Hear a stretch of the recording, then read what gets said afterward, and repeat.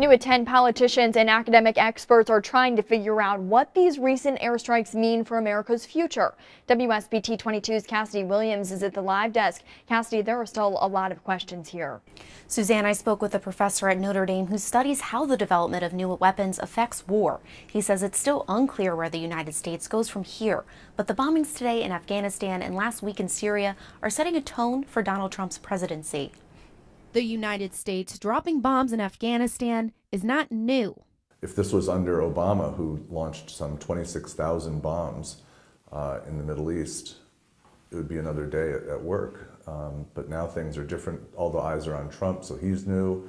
His new rules of engagement are fairly new. The gas attack, fairly new in the context of having tried to reset relations with Russia. So all these things change the optics of it. Today's bombing is also different due to scale.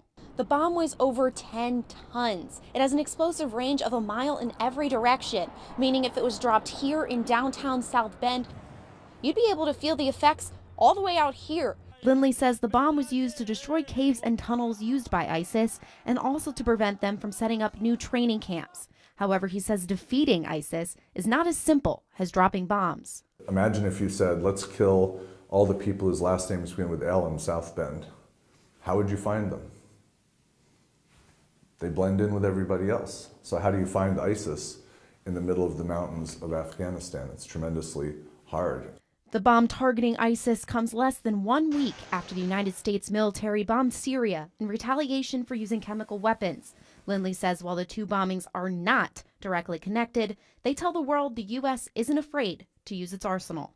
As a general signal that Trump has unleashed our forces to use whatever means that they see necessary, I think that's a signal globally. Lindley says while it is a signal, that doesn't necessarily mean more bombings are to come. He says these bombs may have been enough to make a statement. At the live desk, Cassidy Williams, WSBT 22 News.